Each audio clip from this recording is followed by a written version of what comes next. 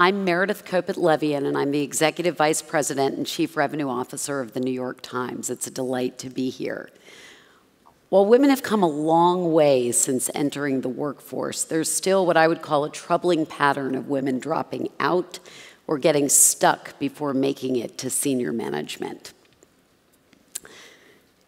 And we are going to talk today about what's going wrong. How do we keep women leaders in the workforce and, as importantly, on a track to becoming at least some of the world's top leaders?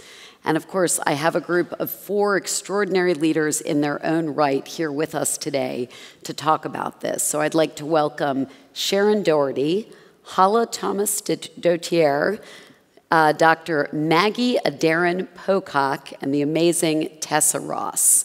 And Hala, I'd like to start with a question for you. You were the CEO of the Iceland Chamber of Commerce, and you had a very deep sense, a keen sense of worry about a pending financial crisis. But to some degree, by many accounts, you felt ignored. So in response to that, you co-founded your own financial firm called Otter Capital. Talk to us a little bit about why. Yes, thank you. So glad to be here. Well, I guess after a long time in the corporate world, first in the US and then back in my home country, Iceland, I got to a place where the urge to work from my own set of values kept growing stronger and stronger. And to be honest, in 2006 and 2007, which was at the height of the financial bubble in Iceland, things just didn't make sense to me. And I didn't believe that working in the way that we were working at the time was sustainable. And you know, the funny story is to say there was too much testosterone. Well, the fact of the matter is it's not even funny. There was. But another way to look at it is also to say there was too much sameness. There wasn't enough diversity of opinions and diversity of ways around the decision-making tables. And I just decided it was time to change it. And people say follow the money. And along with my co-founder who came from the investment banking sector, we both kind of got to a place where we thought we need more feminine values in finance. Not that masculine values are bad, but just in excess, they can be dangerous. And we thought, you know, if we bring more of what we believe in and how we believe in working, we might just be able to create something that made more sense and would contribute in a more positive way to the world. I love your basic answer of, I decided it was time to change things. Sharon, I want to come to you on that because you had a similar moment. You have pioneered what I think is one of the world's only major corporate global maternity leave policies, and that's at Vodafone, where you run HR. Talk to us about why it was so important for Vodafone, not just to do that, but to do that globally. Yeah, so 50% of our customers are women. So for Vodafone, it's a really simple step to say we'd like to have more women inside Vodafone. And I think as most large corporates are finding, you know, to recruit, retain, promote women isn't straightforward.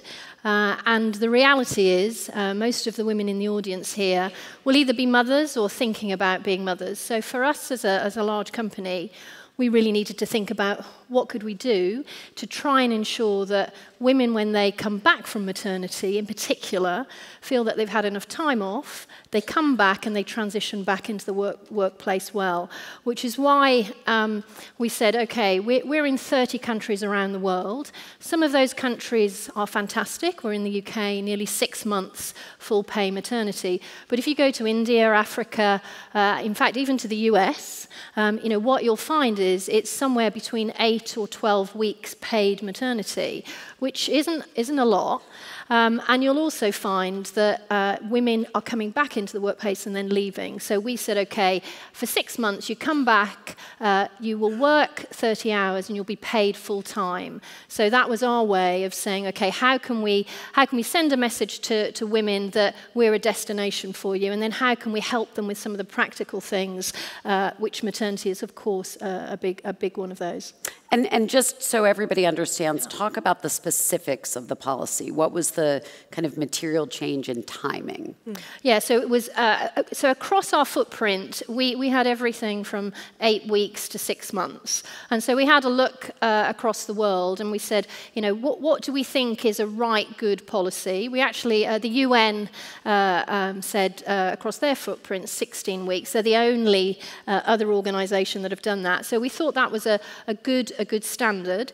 When we looked in our own footprint, we actually saw in some countries like Italy, Portugal, and Romania, where governments actually play a bigger part in saying what should happen, they were doing this transition back.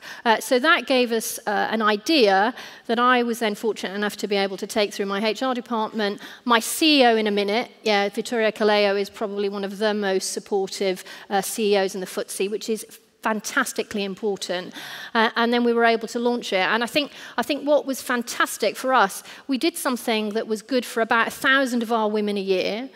We did something that we thought was good for our business, because although it was a short-term investment, retraining, hiring women is a medium-term cost, yeah. So we know in the medium term we get that investment back.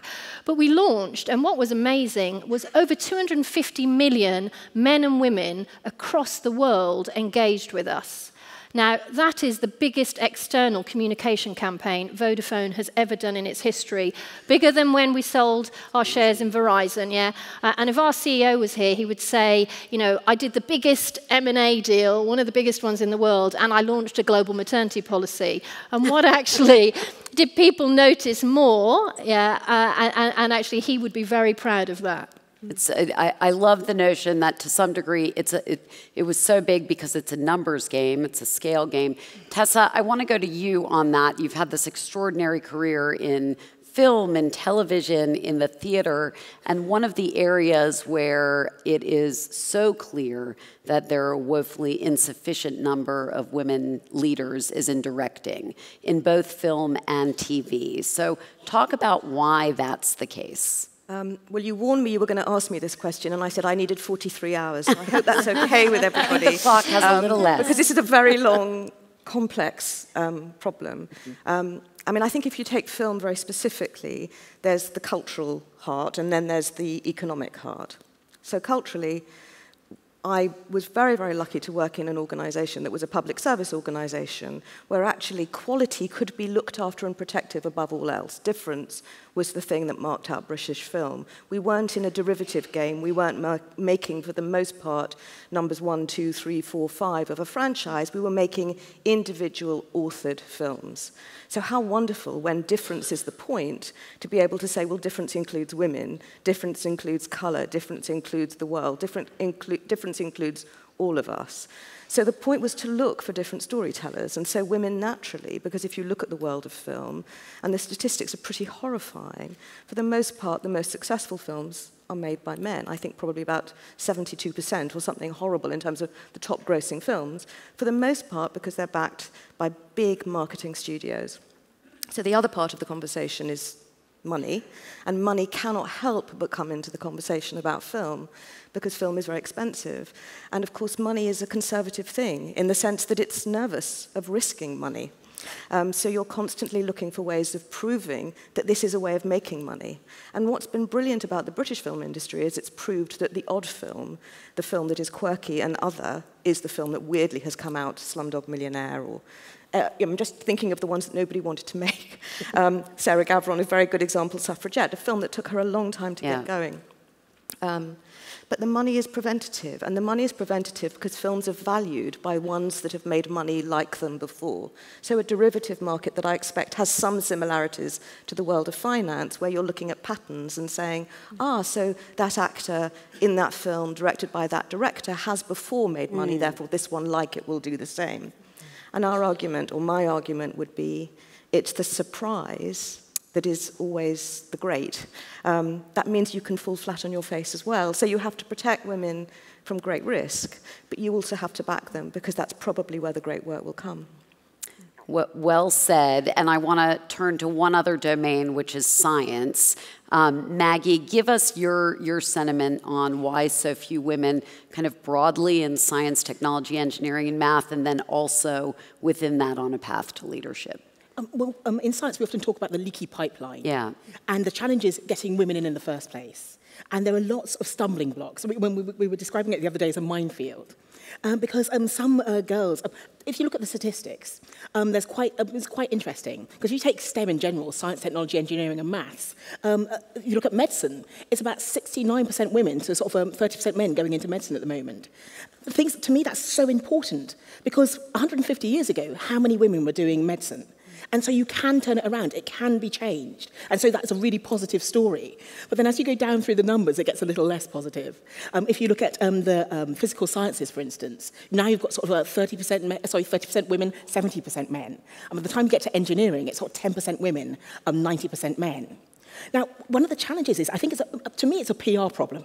Because most people, when they think of an engineer, they either think of someone carrying a greasy spanner and covered in grease, or they think of sort of someone wearing a dicky bow. I've heard it called pale, male, and stale, which is a little unfortunate. But that's what people are expecting.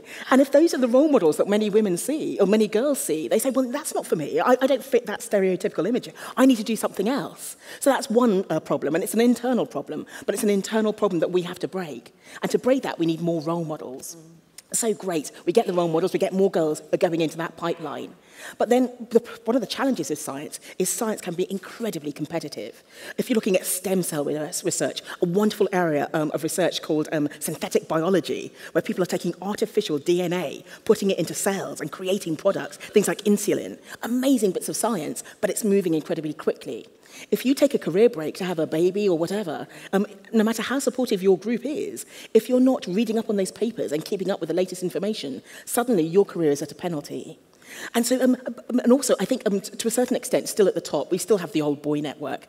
I call them the dinosaurs in the lab, because I have encountered sort of one or two people. So, well, you're black, you're female, what are you doing in science? And so they are now fewer and far between because they're retiring, fortunately, but they're still there, and they still have some influence. So it's across the board. But to me, I think the biggest change we have to make is a change in society. Because if I ask sort of the members of the audience here, how many people really enjoy science? Actually, let's do it. How many people really actually enjoy science? Oh, that's okay. Good. That's good. Actually, I know, that's not bad. Because I think most people's association with science is sort of something pretty grim from school. And so I think we need to show that there is a scientist in every single one of us. And even if we don't want to be scientists, we need to have an awareness of science. Because science is changing our lives in so many different ways. And it's in so many different ways that we have to make the decision. Do we want stem cell research or don't we? We need to make that decision. But if we're not informed, we can't make that decision well. So I want, even if everybody isn't a scientist, which it would be interesting, but even if everyone isn't a scientist, we want everybody to be aware of science, and that takes a societal change. So unfortunately, we're talking about changes throughout the system, but those changes are taking place, but we just need to, it's a PR job. We need to show that women scientists aren't all weird. Okay, I am a bit, but we're not all weird. You're not. You're lovely. More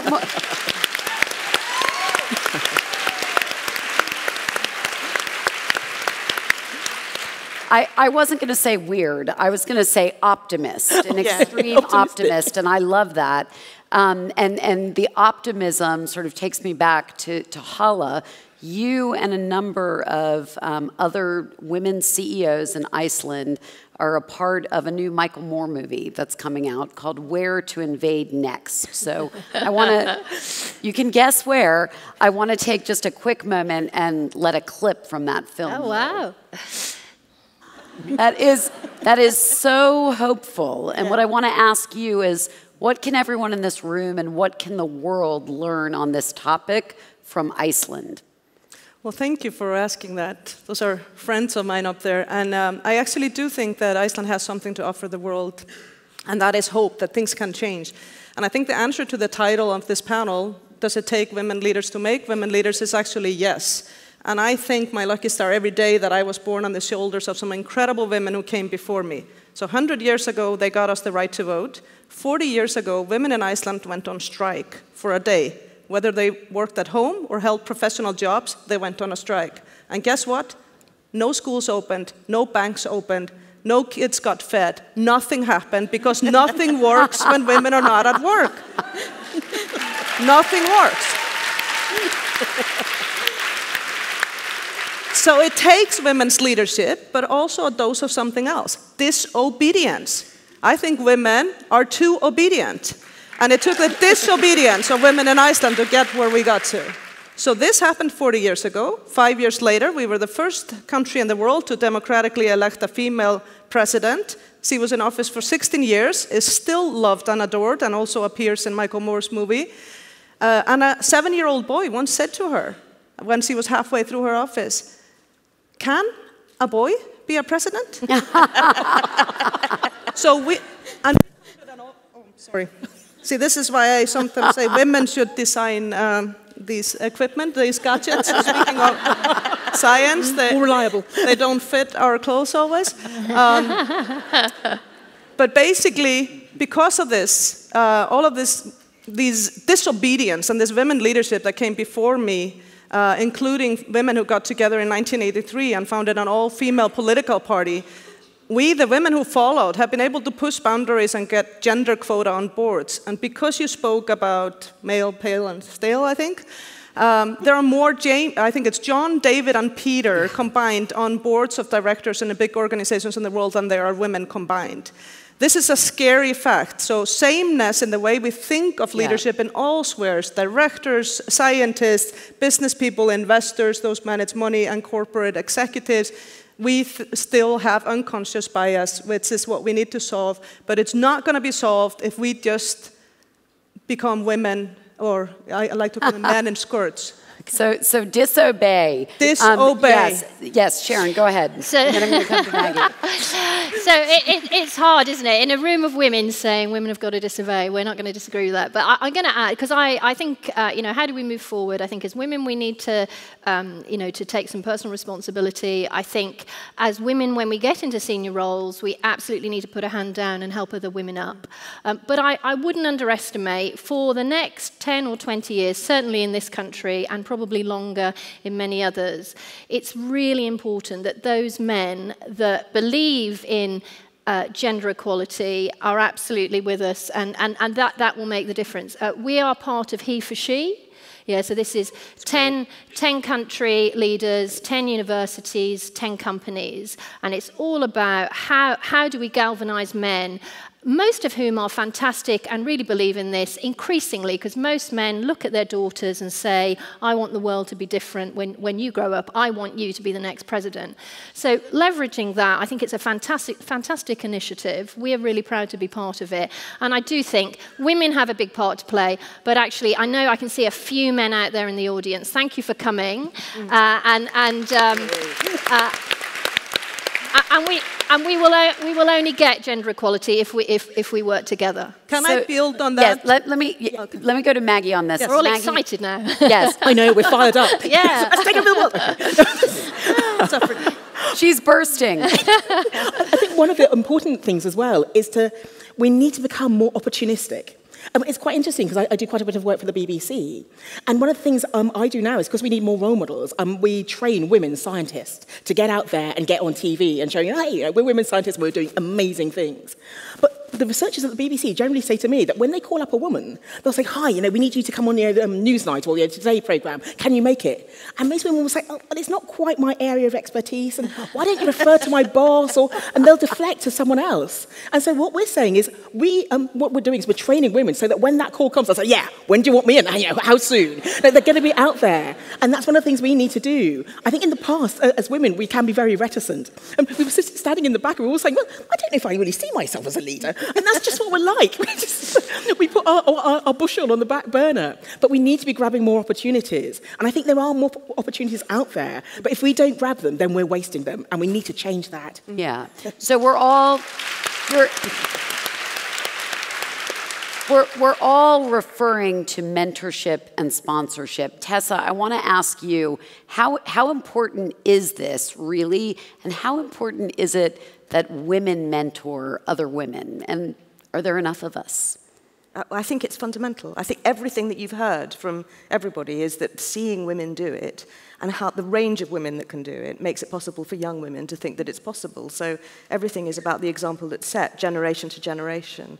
And certainly feeling like you're the only woman, and therefore somehow might make a difference from within is just not enough. It's just not good enough.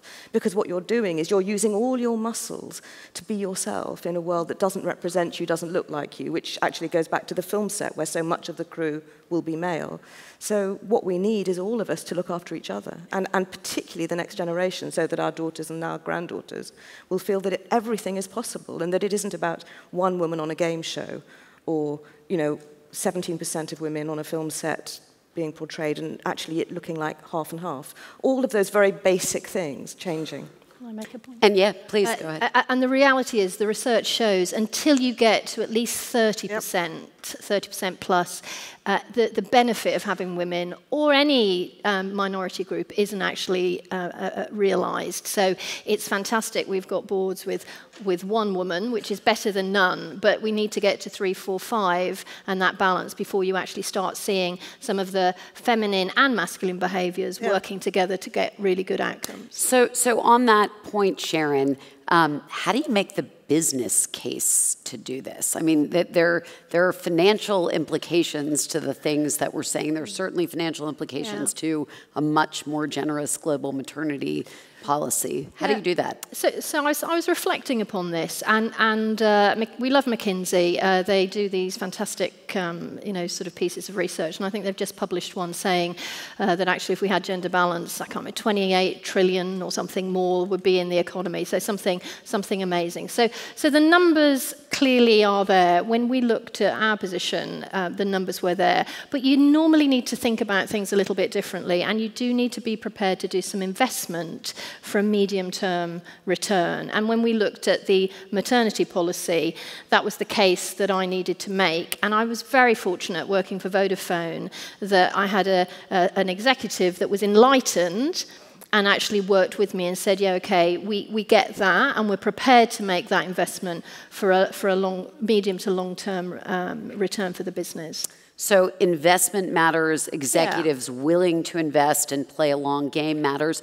You started to make a point earlier, Maggie, about the importance of education.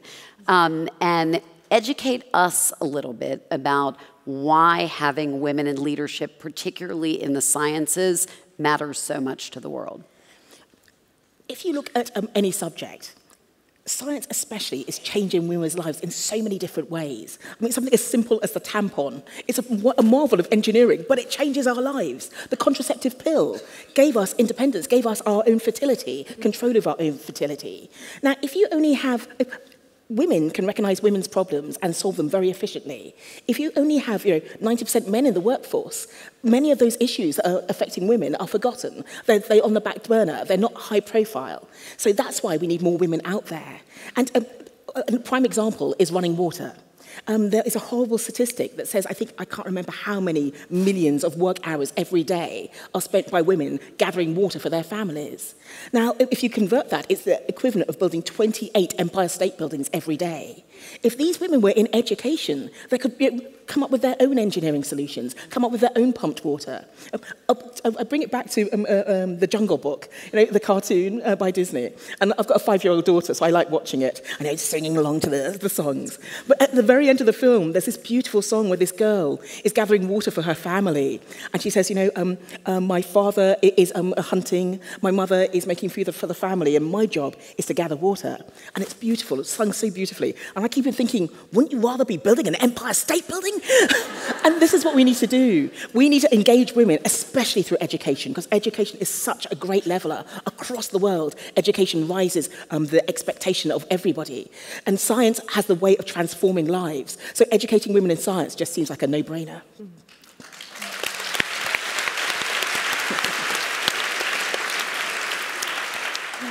Beautifully said. Yes, Sharon, I know you want to comment on that. And again, the evidence shows that if you educate women, the impact that then has on the family and the economy is greater than if you educate men. And there, you know, there is a lot of research that shows that. One of the things we're looking at is one of the pledges we've made as part of He for She is to bring education to 3 million girl refugees in our footprint using the Instant Network program, and that's fantastic. So, you know, again, we sit here and we're in such privileged positions. I'm so pleased that I was born in the UK as a woman at the time that I was born, but still across the world there are many boys and girls, but particularly girls who people expect them to have a different life. And you are so spot on. If you don't have education, you just don't have ambition. And if we don't have ambition, we don't change the world. So I think your point is so well made. I like to call it the desire to aspire. Yeah. Oh, I love Just that. so many kids just don't have that desire. Yeah. So you are all sitting in a room of many ambitious people who want to leave here, ambitious leaders who want to leave here and take action on this topic. So I want to ask each of you to just spend a minute or two saying, if there was one thing, one solution to tackle first from your vantage point, what would it be, and how should the folks in this I'm going room... last on this one. And you can, Tessa, you can go last. I'm going to start, Hala, with you, because you're showing how forward you and your country are moving. Yeah, I mean, I think we are, but we still have a mile to go. We might be #1 in closing the gender gap, but this summer we actually held a global dialogue on how to sort of go the final mile. And I actually want to second with you, it's about getting the men involved. So I'm proud to say that about 1/3 of our participants in that dialogue were the most influential men in Iceland. And I really think we started the next phase of getting it done, because it actually takes a critical mass of them to be involved, just like it takes a critical mass of women. It's all about the balance of thought and the balance of skills. So I would suggest get the men involved, because I'm also such an education champion, let's start talking about gender issues to our kids much earlier. And I actually think it should be compulsory in the education system to learn about this from a very early age, because we know from the research of Gina Davis and lots of other great people that the gender sort of identities and our ideas about it, they're formed before we're 11. And so it may be too late, and it changes when men have adult daughters, apparently. So that's a very good thing, so have daughters with your men also. So Hala says, get the men involved. Maggie, room full of women walking out wanting to inspire action. Lovely. I think it's all about role models. A few years ago, I think one of the reasons I'm here is because a girl in one of the videos yesterday said, we need more scientists, and I've seen Maggie Aderin-Pocock, and it made me cry. And for the last sort of 6 years, I've seen 200,000 school kids across the world talking to them about science and STEM and the wonders and how it can change our lives. I must admit, I'm knackered, but it was worth it. But the message I want to get out is that every single one of us in this room is a role model. We are role models because we have something to share. With me, I've got a big mouth and I like talking about science. That's my shiny bit. That's the bit I like to share with people. But every single one of us has something to share with everybody. And the more of us get out there and share the bits we're passionate about, the more the next generation will be encouraged. Girls, boys, everybody. We need to share our passions with them. So we all have to take on the responsibility for doing that. I've got a 5-year-old daughter, and I want her to be surrounded by people telling her amazing things. We are the people to do that, and we need to pass it on to the next generation. So I think we're almost at time. Tessa, I'm going to give you the last word. That's so nice of you. I mean, I haven't met as many school children, but I've met a lot of very young women, and I've always felt the single biggest thing was the freedom to be yourself, so that actually every bit of individual taste and choice and desire was liberated in some way. Now, of course, you're absolutely right. We talk from a position of privilege.